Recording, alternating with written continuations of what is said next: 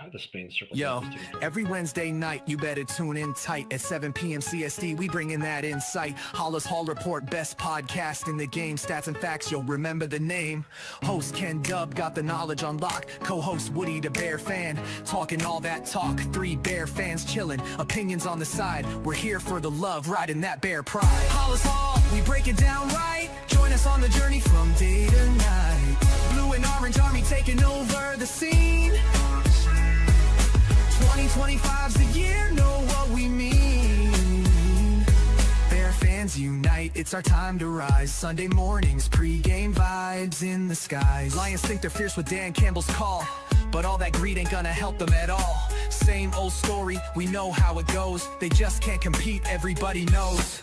Minnesota Vikings always talking smack, but when it's game day, they ain't got the knack. Sitting on the couch while we're making a stand. Over here in Chi-Town, we're the best in the land. Halas Hall, we break it down right. Join us on the journey from day to night. Blue and orange army taking over the scene.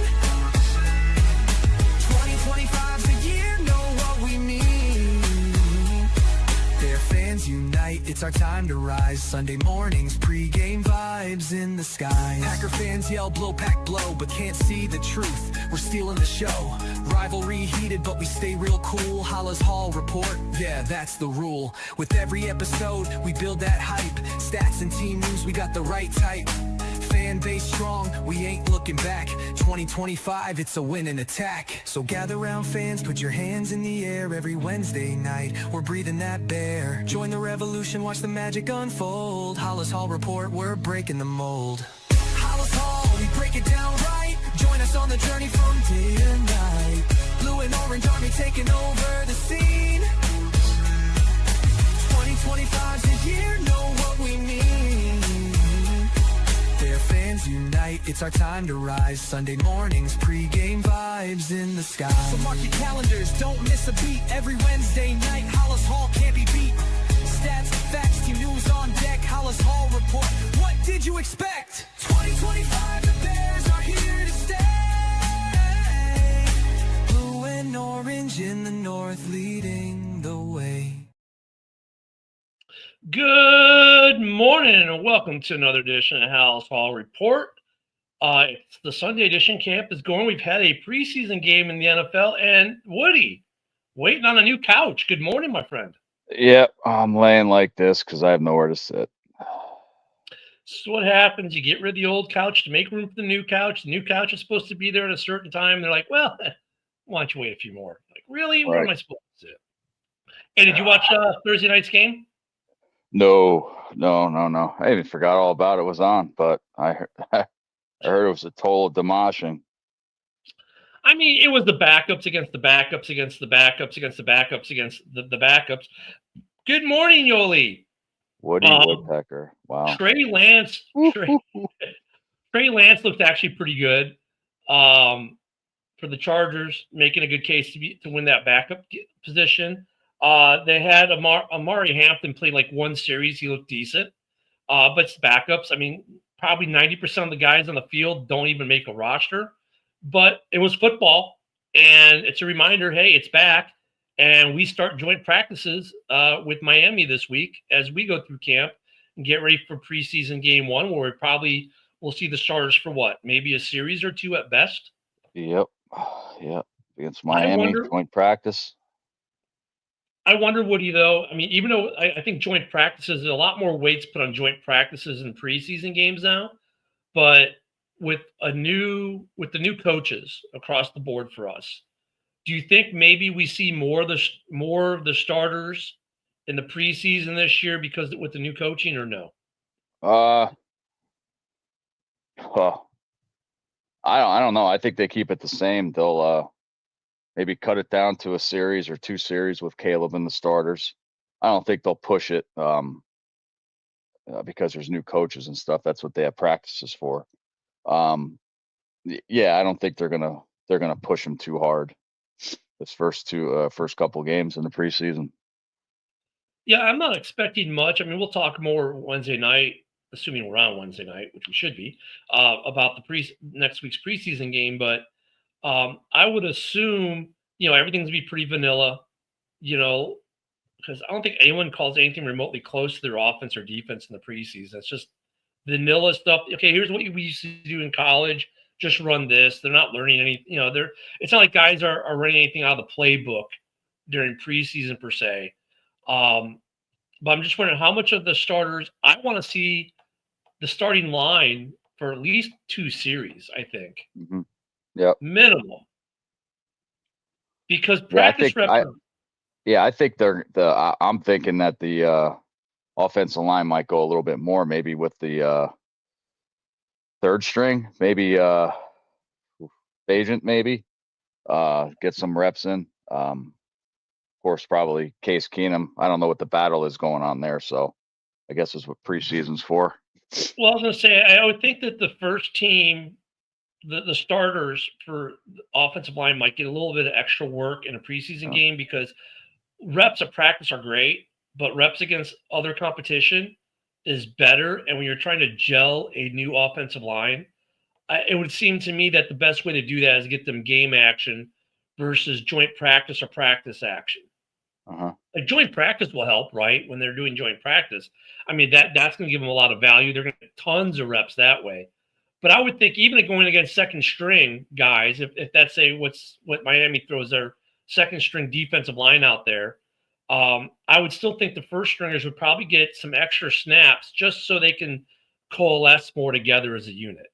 Right. Yeah. So the news is that Braxton Jones is ready for camp, not week 1. Camp. Oh no, he's practicing. Yeah, he's Yeah. been practicing since day 1. So it's a true. And they're saying that Kieran is the most improved player from last year at camp. If you read the reports, they're like impressed with what he's done from last season to this season, and that this is a true 3-way battle at left tackle. Yeah, we'll see. I see against our own the Bears on practice and stuff like that. I want to see how they do against other teams. Like that's why they like the joint practices and stuff. Right. Then I'll declare what the battle is. We'll see about when they go Dolphins and Bills back to back. I think Braxton Jones being back for camp and being there on the practice field, practice from day 1, is a huge boost for this team. Even if he doesn't become the starter, let's say, just for sake of argument, let's say Ozzie Trapillo, who's just a mountain of a man. He's bigger than the other 2 guys. Let's say he wins the job, right?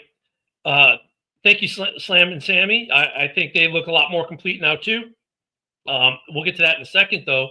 Let me finish this thought on the line or at left tackle. But the fact that Braxton's back, and he hasn't been horrendous. He hasn't been terrible. He's been better than average, more than serviceable at left tackle for the last couple seasons.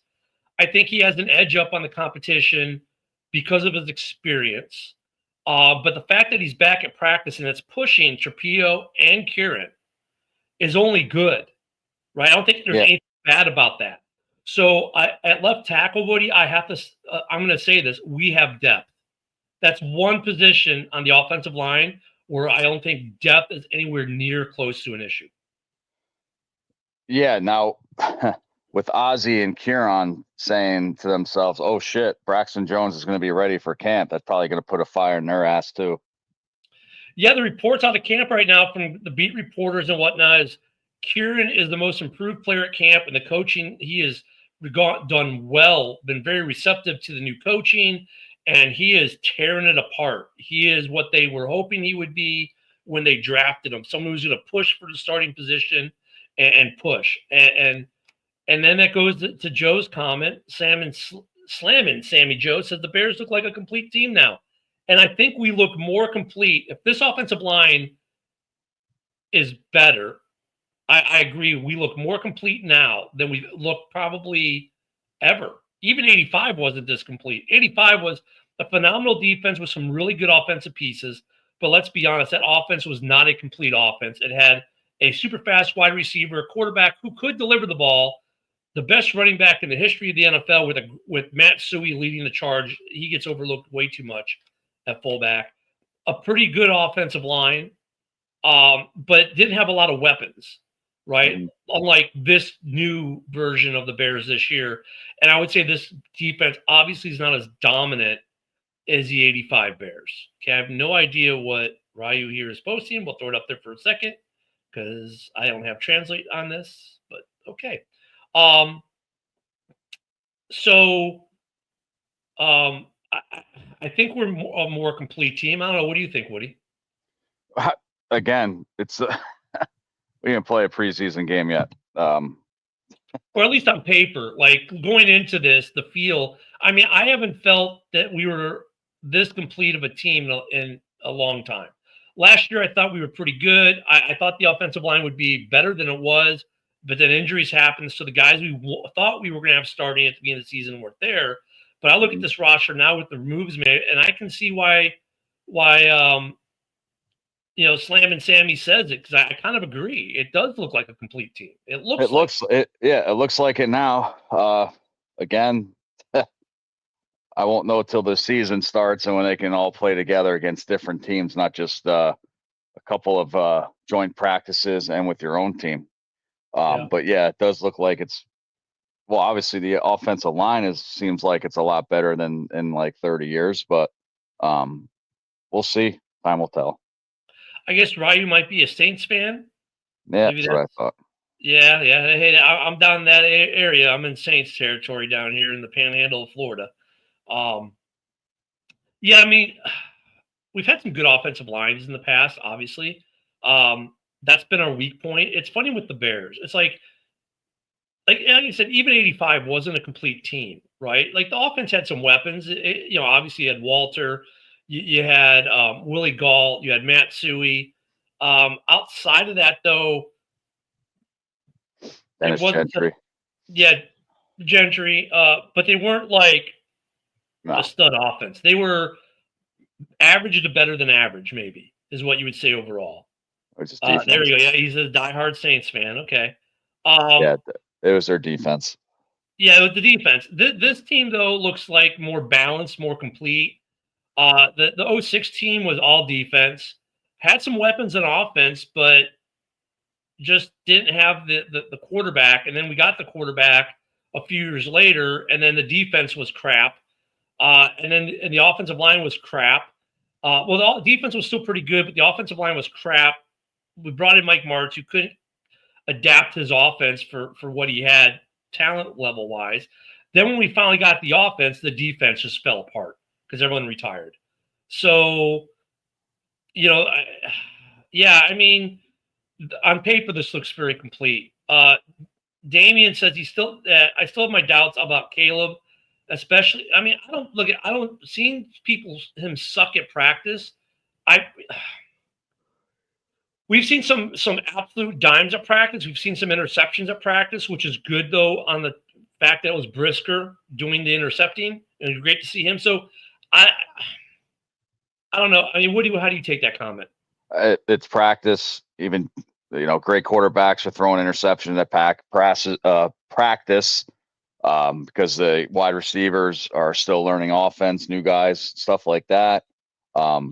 What I thought when I was quarterback all these times is that you're throwing to where the wide receiver is going to be, not where he's at. So it's all timing. So maybe some timings are worked on in practice in the beginning. It's not as good as it should be in the season. Jaden Daniels is throwing a lot of interceptions too. So is Rodgers. So is Love. Yeah. So yeah, I'm not really worried about that. Yeah, I'm not either. I mean, it's a new offense, so they're trying to get the timing. Also, quarterbacks are trying to figure out in the preseason, okay, how tight of a window can I put that in? They try to get their shot group tightened, I should say. Slam and Sammy with back-to-back offseason champs with a good-looking draft class, new head coach too. Team looks better than Rams and Bucks. I'm going to err with Woody on this one. Until they play a game, I'm not going to say that. Because the Rams and the Bucks were good as teams on the field last year during the season. And I think they both improved. I don't know. I mean, we could be their Slam and Sammy.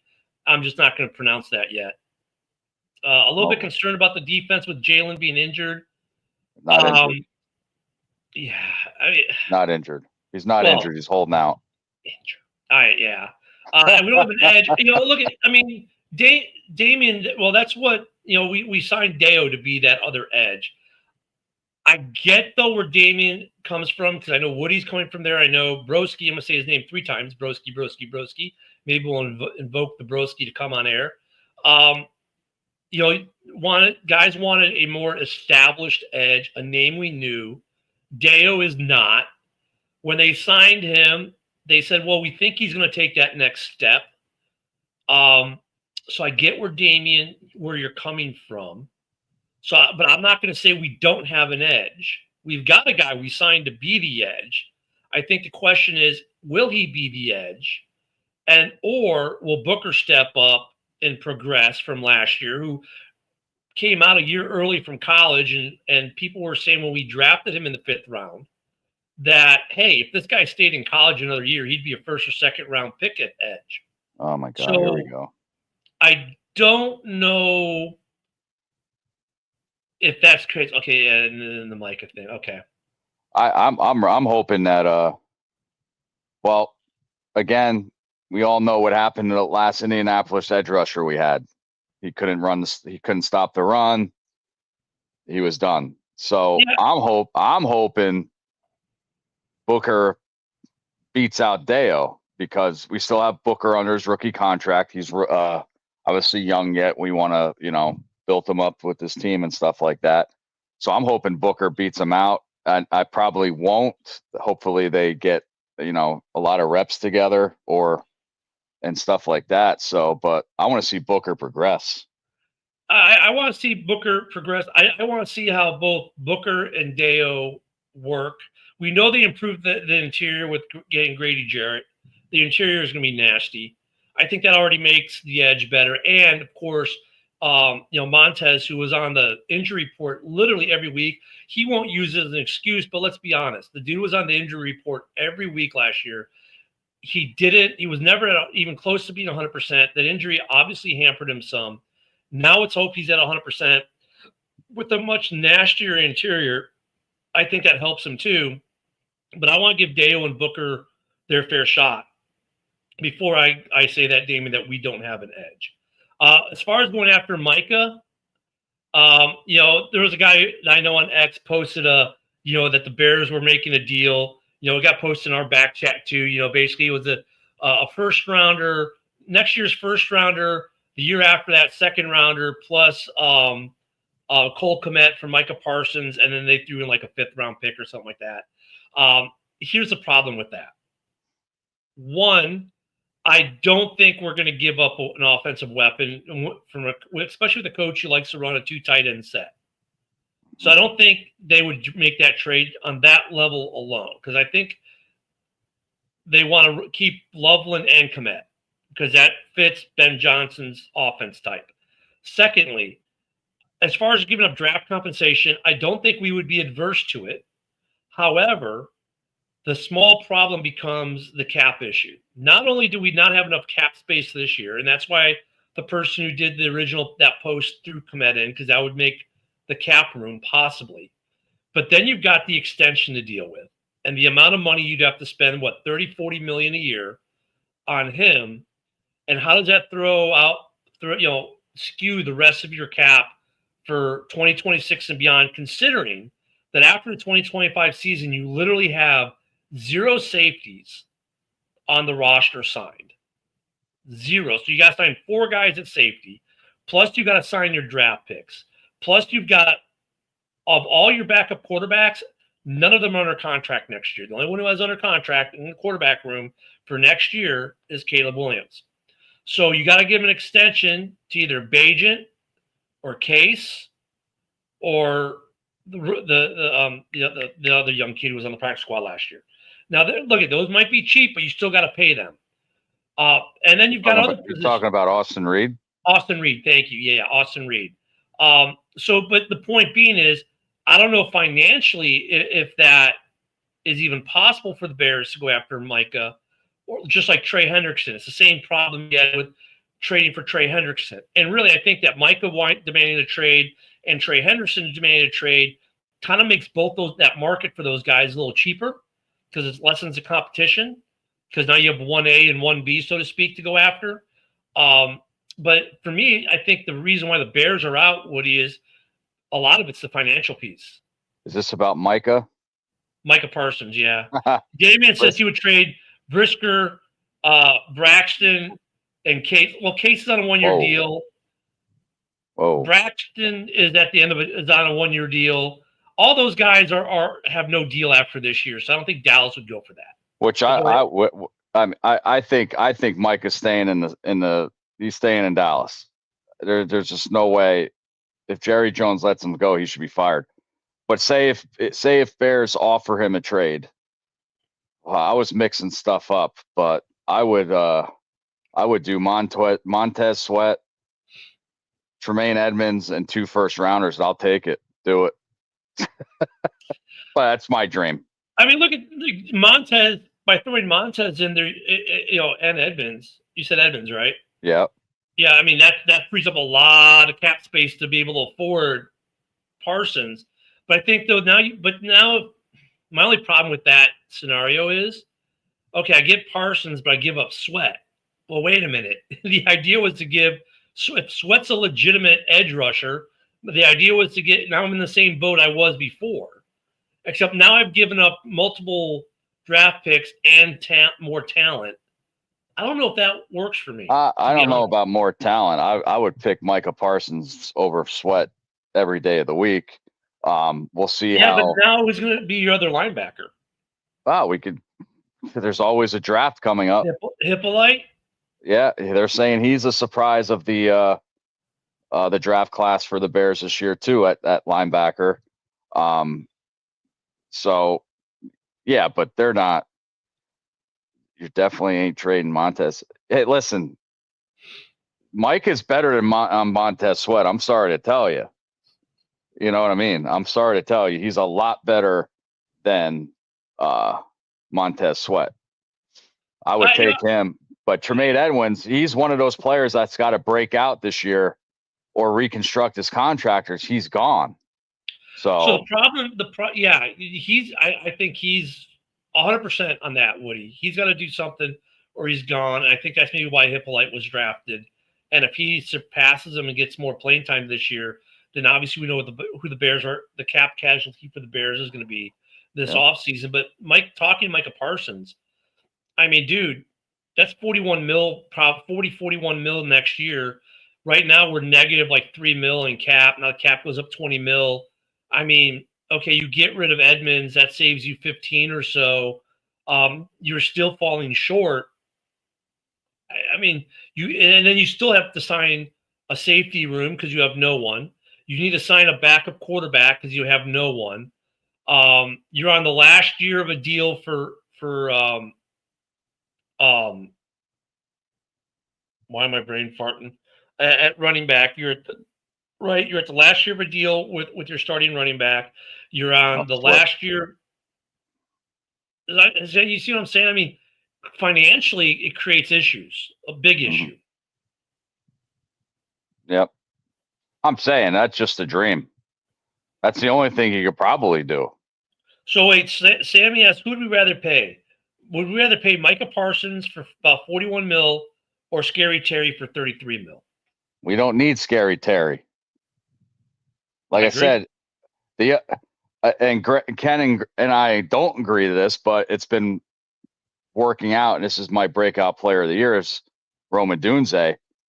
I'm thinking that was a want, not a need when we drafted him, and I wanted Verse or Dallas Turner because we needed to address the defensive edge rusher in the draft. But it seems like Rome's been going to work out. He's my breakout player of the year.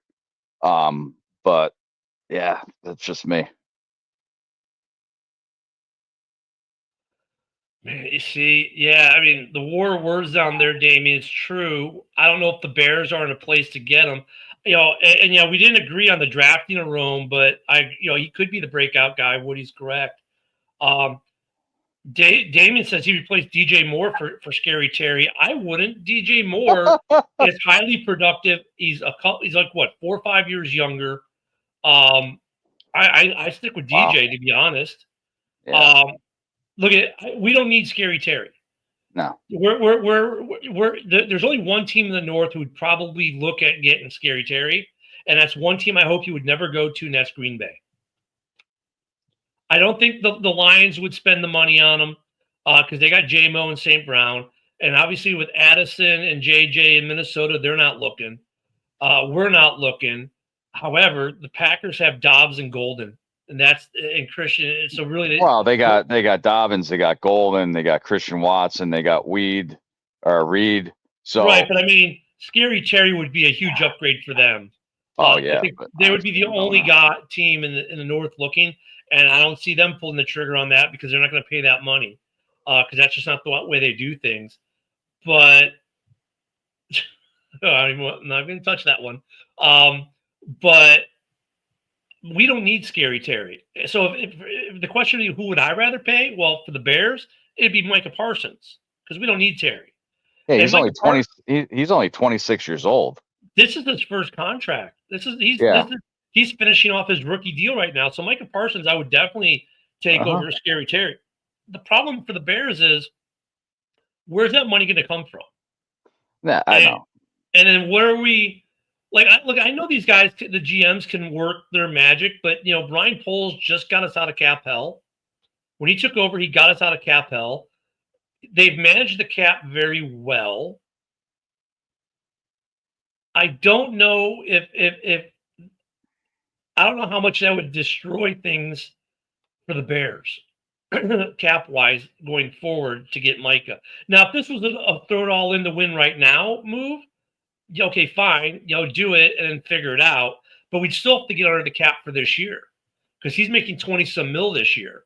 So if it was a trade where we didn't give up talent and just gave up picks, we gotta free up roster or money for this year. I want to talk about this. Yeah, I was going to bring it up in a second. Go ahead.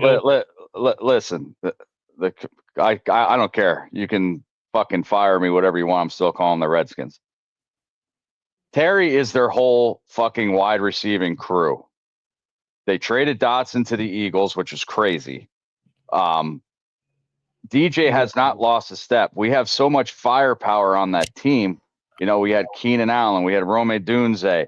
Imagine them the years that we didn't have those two. DJ Moore, those first couple years, was the man on that team. So he did not lose a step. It's just that we gained a lot more players on that team to throw to. There's more options there. Scary Terry is the only option, him and Zach Ertz, and that's it on the Redskins. Yeah, no, I agree. Sorry, I had to go off camera for a second. I was listening. I agree. I agree with you, Woody. I had to shoot some cats out here. And look, Terry's also, he's on the other side of 30 now. Right. Historically, that's not a good place to be as a wide receiver, to be honest with you. Nope. So, plus, DJ, the ball distribution last year went to more people. DJ is still one of the best for Yak in this league. He's a dynamic guy who's young. I like our wide receiving room. Our wide receiving room, we do not need to tinker with. We've got this wide receiving room as it is for the next 4 years under contract. What a luxury to have. And to be honest with you, the DJ Moore contract is phenomenal for not just DJ. He got paid, but it was really good for the Bears too. Like that was a contract where the player was happy, extremely happy, and the organization's happy because it didn't break their piggy bank, and it was a fair contract for all, and that set the Bears up perfectly. You got Rome on a rookie deal. Now you've got Luther Burden on a rookie deal for his 4 years. So for the next 4 years, actually, the entire wide receiving room is locked. Now the problem's going to be in about 3 years when we got to start doing extensions. Yep. Right? And where that money's coming from. But as of now, dude, I love our wide receiving room. Yeah, and I love the running back. I mean, they're saying Roshan Johnson there's a fire in his ass, which it should be. So obviously they're using him right. I haven't heard too much about Kmet. or Loveland. I don't think either of them hurt. Is Loveland still out because of his injury for practices and stuff like that? Wait, what was that again?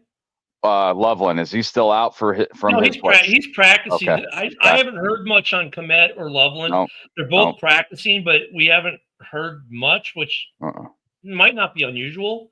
A-Dub, the whole Parsons and Mac thing, there's been a lot of comparisons, and what was it, CBS or someone put out a trade package where the Bears did something similar to get Micah. Said, look, when they did it for Mac, they won the division. But I don't think, look, this is not the pace regime. I think we're more measured, and we're not as willing to put the team in a cap hell situation to get somewhere early, to play the cheat code, so to speak. See, the thing about Micah and Khalil Mack, and correct me if I'm wrong, Khalil Mack is more like a bull rusher. He's strong. Micah Parsons he could play anywhere, bull rusher, and he's speedy. So speed kills sometimes. I would take Micah Parsons any day of the week. Yeah, and Sammy says top 5 money for a dude will be 31 when the extension starts. I just tagged Terry, but I mean, they could, but the problem is if he wants, you can tag him. That's not going to stop him from demanding the trade or being a holdout like he is now. So I don't think the tag works in the Scary Terry case. It worked for Micah Parsons originally because he said, look, pay the other guys. I'll play under the tag. Pay the other guys as long as you're going to pay me. Fine, I'll play under the tag. And they said, okay, fine. And now it's time to pay Micah, and they're like hemming and hawing and backtracking and kind of reneging on their word to Micah, who showed that he was a team guy. I mean, there are more arguments as to why I would like Micah Parsons than not. He's a team guy. He's willing to put the team first. He's a phenomenal player. I think him and Montez with our interior, dude, we'd have the best defense in the league. I think the Bears would be the most dominant defense, or could be the most dominant defense in the league. The problem for the Bears is, how do we pay for it? It's funny how it's funny how these players, when they see, like, for example, TJ Watt getting this massive contract, all these defensive edge rushers want to come out and say now, hey, I want this money.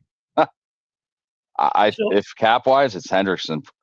You mean Hendrickson, correct? Yeah, he means Trey. I mean, okay, wait. Which would be a better move, Micah or Trey? You know cap what? Wise. Cap wise. Hendrickson. I think they're about the same. Hendrickson wants like 38, and if Micah's about the same ballpark. I thought it was 41 he wanted. You know what though? I would say this, cap wise, I would say Micah, and here's why. Even if he might cost $2 or $3 million more, because you're going to sign him to a longer term contract that he's going to be good for. So you're not going to be carrying dead cap.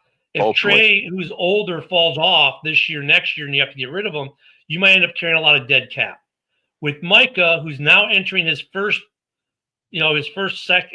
second contract, if you will, you would think you have a lot more longevity and less of a possibility of carrying a ton of dead cap with him 2 years, 3 years down the road. So Micah would be smarter cap wise if you had the space, if you had the capability and the space to have him. Listen, we were talking about this the other day too. I think I can see Micah going to the Chargers or the Jets. Those are my 2 teams up in the air to get Micah if he gets traded. I hear the Chiefs have Joshua Williams on the trade block. Do you think he's worth a 4th or a 5th?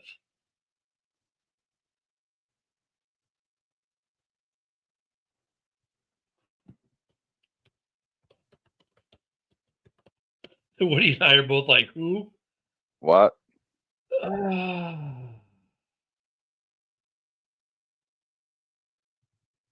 Corner makes $3.2 million this year, left off the roster. Oh, we don't need corners. We need fucking safeties. Yeah.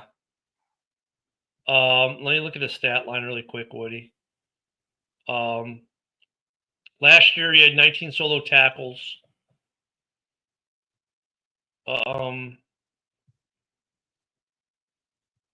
30 tackles last year, total 1 sack.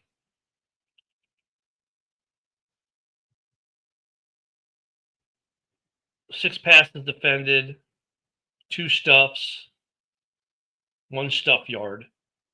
Obviously, played in the Super Bowl. They left him off the 53. Don't right? say that. He ain't going to fucking Philly. Even though they, well,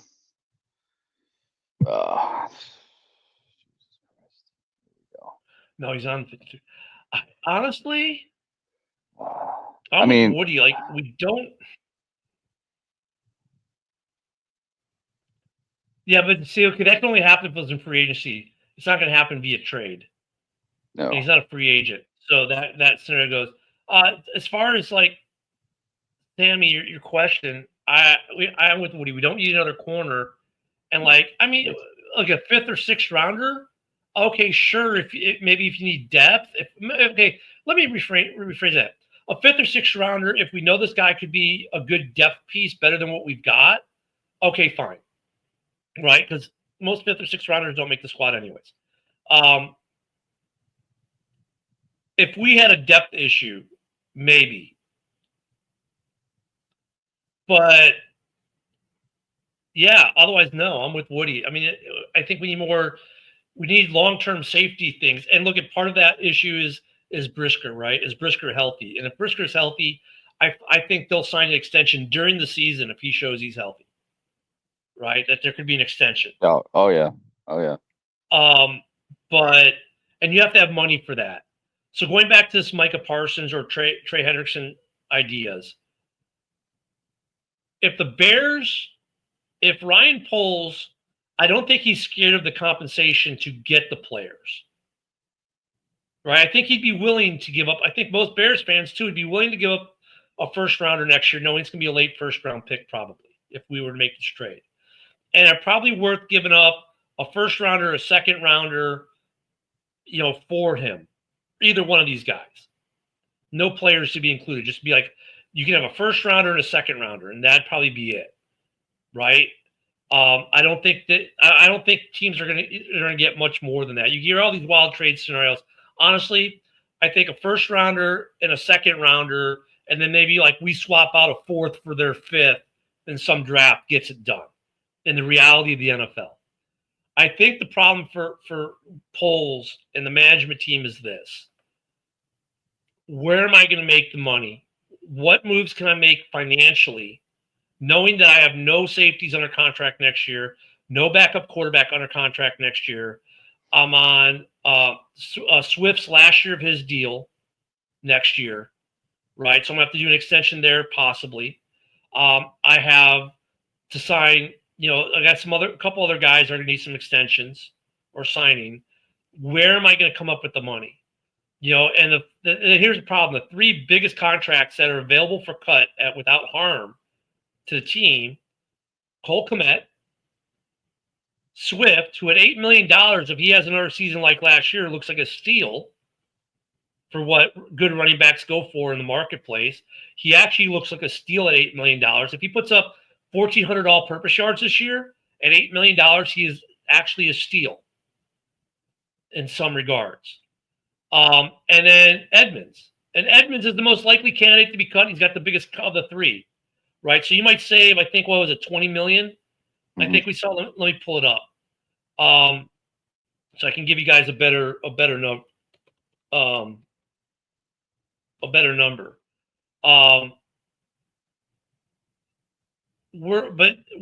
So right now we have 13 mil available. Next year we're negative 9.4 mil.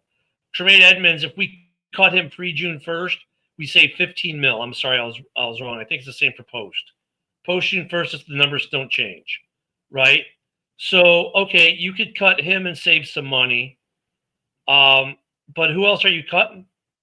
Cole Kmet, if you do pre-June 1st, you save 8.4. If you do post, you save 11. DeAndre Swift, you could save money, but now you need a running back. Cole Kmet, if you cut him, you need another tight end. Tremaine Edmonds, we might already have a replacement for him on this roster. Okay, so that would get you with what the cap is, right, with the way the money is today, if you cut him today, now that you have roughly 5.5 million in cap, which isn't even going to cover your draft class. And oh, by the way, you still need to sign at least 4 safeties and a backup quarterback. Mm-hmm. Yep. So, okay, this team might look different next year. So the question is, are there restructures? Sure. There could be. Montez Sweat, possibly, with the cap number 25 million. DJ Moore, possibly, with the cap number 28 million. Jalen Johnson with the cap number 21 million. I don't know, though, depending on what's going on. Jonah Jackson's cap hit next year is 17 million. He may be a restructure deal. If he works out this year, they're going to restructure him. For sure. Well, no, they just gave him the extension, didn't they? I thought it was Tooney. Oh, that was Tooney. That's right. And Tooney's isn't bad next year. He's 21 million. It's actually Deo is 20 million. And if you cut Deo pre-June 1st, you're negative 1.5 mil even further into cap hell, and you have 22 million in dead cap. Grady Jarrett's the same thing. You can't cut him or do anything. It's because you just signed him. So really, maybe you could rework DeAndre Swift and save a few pennies. Maybe same for Cole Kmet. You can't really do anything with Dahlman. Jonah Jackson, let me drill down on his contract real quick. So his contract is he's off the trade. His cap number becomes 17 mil the next two for 26 and 27. If he works out, maybe you could restructure. Maybe. So once again, money is becoming an issue here. I don't see the Cowboys trading him in the division, man. I don't. No way. Not him.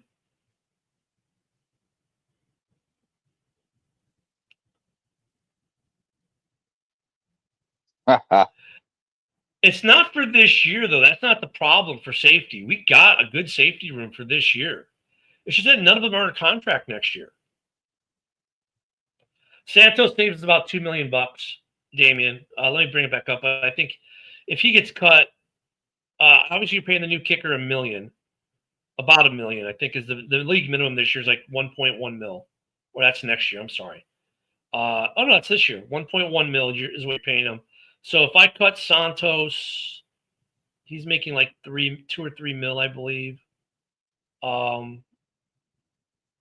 Where's Santos? If you cut him, so if you cut Santos, you're saving about $900,000 because you're saving $2 million on the cap, right? But then you're paying the new guy $1 million. So you're saving roughly $900,000 to $1 million, and you're carrying 2.1 mil in dead cap if you cut Santos.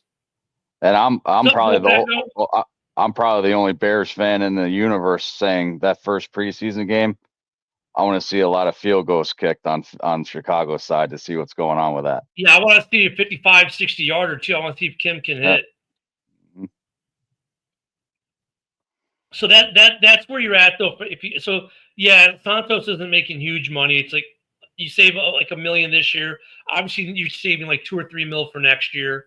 Not a huge savings.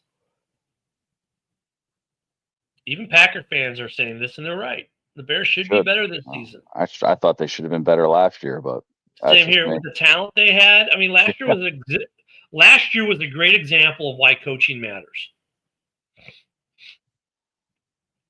Like defensively, we were coached well. Offensively, that's probably why I didn't want Jaden Daniels on this team last year. He probably would have got murdered too. Yeah, I mean, look, offensively last year we sucked. Waldron was the wrong choice for OC. So that was 2 OCs in a row that Eberflus whiffed on. Then he was Phil Jackson with no Tex winners. Because he was very Zenny, Phil Jackson-like in his approach, but he didn't have a Tex Winners to crack the whip and design that offense. Well, Tex Winners was the defense, so but I get it. But you know what I mean. And it showed. And the fact though that Caleb had the year he had, going through basically 2 OCs and 2 head coaches during the year to have the season he had was actually something to say, wow, okay, wait a minute. Like, for as bad as the coaching was, to see some of the individual performances put up by some of these players last year on this roster says we have talent. We just need coaching. And let's hope Ben Johnson and the new staff is the answer. I don't know if it's going to take a while. I think they're already feeling it. If you've not been paying attention to practices, kicking people off, I think it's been a pretty immediate impact. As far as the offense taking shape, yeah, I don't expect it week 1. By the bye week, coming into week 6 though, that offense should be there. The first 4 games before we hit the bye are going to be interesting. What do you think, Woody? You mean the first 4 preseason games before the bye? Yeah. Unbelievable fucking schedule. I think the Ben Johnson effect, though, has been felt immediately in terms of tone and accountability and things like that, which will up the level of guys. As far as the design of the offense and the execution of it, and the same for the defense with Allen, I think we're going to have to, that we look at Bears fans, don't expect week 1 for us to come out here and throw up 48 points against Minnesota. No. In fact, Minnesota is ahead of us because they have no coaching changes. They're comfortable in their schemes. Yes, they have J.J. McCarthy, who's going to be the next quarterback in their plug-and-play offense. They have a better offensive line. They added a back. So we're going to see a lot of Jordan Mason. Yeah, I'm thinking Aaron Jones and Jordan Mason on that Monday night as well. That Monday night game, it's advantage Minnesota in terms of scheme. The team knowing their scheme and prepared. The Vikings defense is going to be tough all year. The whole division is going to have tough defenses. The first couple games, though, I don't expect a lot. Now, look, could the Bears come out and put up 48? Sure. Maybe they catch it quickly. Maybe, they catch lightning in the bottle. Maybe it all just comes together beautifully in camp and in preseason, in joint practices. It could happen. I'm not saying it won't, but I wouldn't expect it. I don't expect it.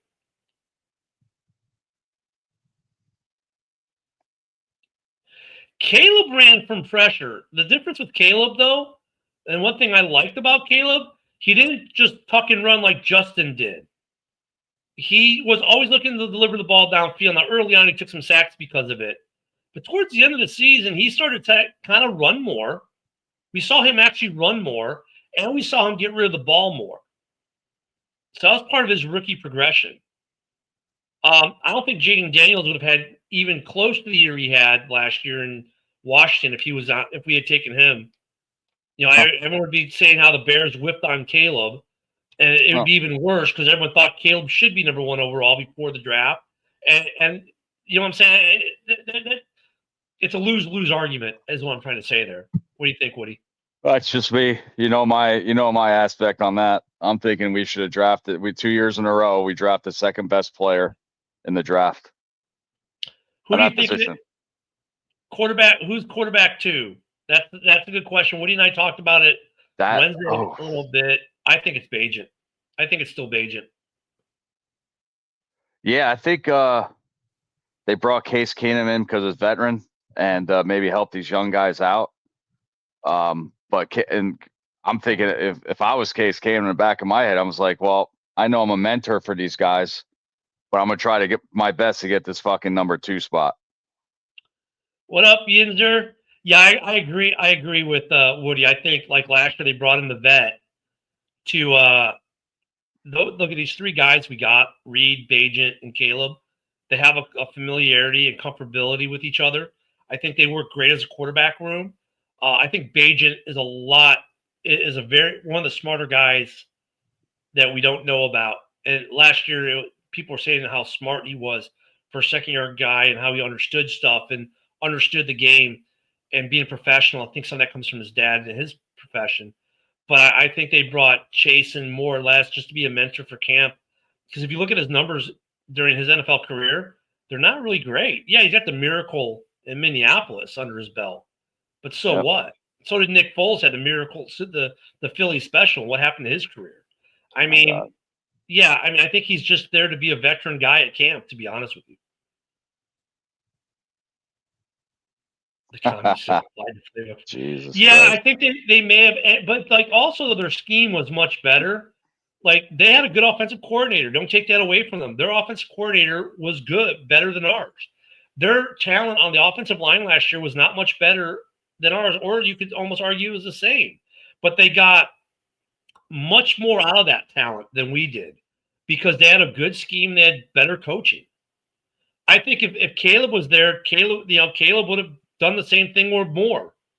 And if Jaden was in Chicago, John Dorn would be saying that he's a bust.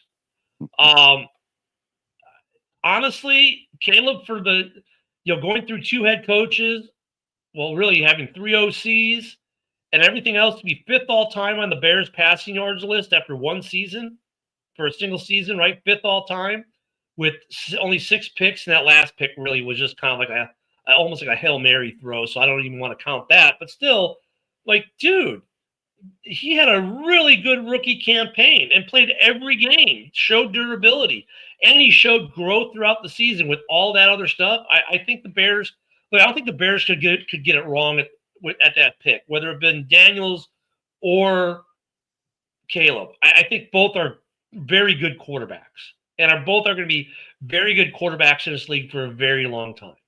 It's 1A and 1B. Well, Ken, my couch is here. Go get your couch, brother. I'll see you Wednesday. I want to thank everybody to come on with their comments. Ken, I'll see you Wednesday. Bear down. Everybody have a good week. Bear down. But yeah, I think that have a good one, Woody. Enjoy the new couch. I think that really that's what it comes down to. I think it's almost interchangeable at that point. Do the Bears beat the Commies this season? I hope so. That's a game you got to have. Monday Night Football revenge game after the Hail Mary game that was at last year. And look at a bad Bears team took to a Hail Mary to win that game. It was a luck play that won that game. So honestly, I would hope we win that game. If they don't have Scary Terry, I think Washington's in big trouble if they don't sign Scary Terry. I mean, he is their offensive threat, big offensive threat. So it becomes a lot harder if they don't have Scary Terry. So some interesting things with camp. We get joint practices this week. One guy I'm going to be watching, actually, is from Miami. AJ Henning, number 88 for the Dolphins, watching him. I served with his dad. AJ is an Illinois guy. He was the Illinois High School Association Player of the Year his senior year of high school. Then went to Michigan, then played at Northwestern for the last 2 years before becoming an undrafted free agent rookie with the Dolphins. So we'll probably see a fair amount of him in the preseason game against the Dolphins. Hoping he can make that roster, man. Hoping all the best for AJ Henning there in Miami, a Chicago kid. Dad's retired Army like me. Good guy, his dad and him. So be watching that and be watching the joint practice this week. I think we'll start to see more. I think, look at this morning when I opened the clickbait, the first thing I saw when I opened up my browser was possible trade partners for the Bears and Caleb Williams. Like, really? So we've been doing good about staying away from the clickbait. Not getting too excited about practices, like whether how good or bad guys are looking. We understand it's practice. We have seen improvement though from players. We can see some of that. But as far as like the interceptions and stuff like that, that's normal for camp. But the individual stuff with some of these linemen and stuff, seeing Brisker out there practicing, being looking pretty decent is good. Now we really get the first test, joint practices. And then we'll see a preseason game. And then we got to see where this – I don't think the Bears are making a move for Trey or Micah. I don't know where the money's coming from. And at the end of the day, I think that's what the barrier. I mean, if you trade away your first-round pick, you save $9 million from the cap. So, okay, fine. But you got to make it the other 30. Oh, yeah, bro. Oh, yeah. It is so out of control. Every year it's so out of control. And none of it, look at, I don't know why people, I think people I think most people don't look at it anymore because they've been burned by reading these things and then going, oh my God, we're going to do this so many times. And literally none of it's ever happened, that people are learning. The trolls like to do it because, they're they're trolls, but yeah, all the trade deals for TJ and everything else, and just terrible. Okay, but what they would want from Micah and what they would get from Micah might be two different things. They might be able to get 2 number 1 picks for him. But I guess go Pecco. Here's my other question though. Like, oh, so you get 2 number 1s. Is that all it is? It's 2 number 1s and that's it, or is it like maybe 2 number 1s and you swap a 4th and a 5th, right? Like we'll take you get our 4th, we'll take your 5th kind of thing. Remember when the Bears did the trade for Mac? It was 2 firsts and like a 6th or something like that, and we got Mac in a second back or something like that, and then we traded the second rounder, or something like that. You know, I mean, is it? I mean, I don't know if any plus a player. I don't know though. Like, if you're the Bears or you're the Packers, who are you giving up? Like, you're not gonna give anyone up of consequence. Like, if the Bears, okay, maybe we give up Deo. That would make cap room sense, right? To give up Deo, who we just signed, though. See, that complicates it. Like, if you give up Deo, who we just signed, right, then that makes for next year the cap money a little more tolerable, right? Because, you know, that's 22 million on the cap or 20 million on the cap. That's half of the salary if you give up Deo. Yeah, me too, man. I cannot wait. I mean, like, if you give up like a first rounder, Deo, and like a second rounder the next year, maybe that gets it done. But the problem is you just signed Deo. That's kind of hard to do. Like, trade a guy you literally just signed. Tremaine Edmonds maybe put in that deal because that frees up cap space too.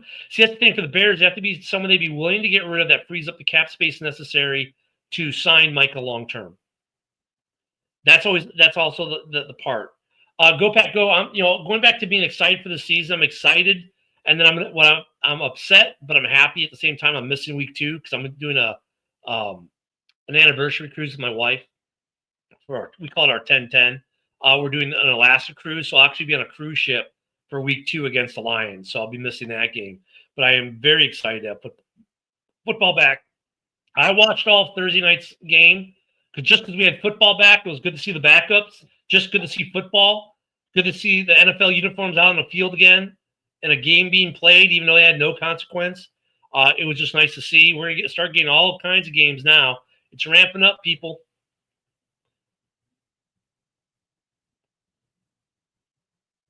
Oh, nice.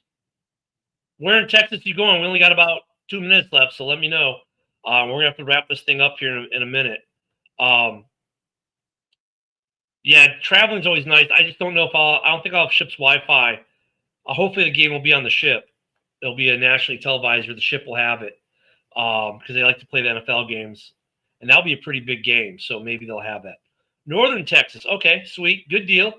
Not too far from me. I'm in the Panhandle, so a couple hours. About 6-7 hours away, maybe.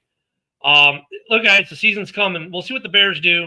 I don't think we're making a trade for Micah or Trey. If we do, it's going to be blockbuster, or anything for either of those guys. It's going to be blockbuster. It's just going to be it'll be more interesting to me if we were to make a deal is what money is being moved and how we're going to address the cap situation for not just this year but next year. And some of that could be answered by players in the deal. But if it's a non-player deal, if it's just for capital, oof.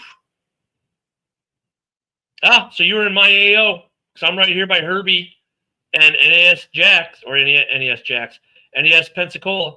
So you're in my AO there. Go Pack Go.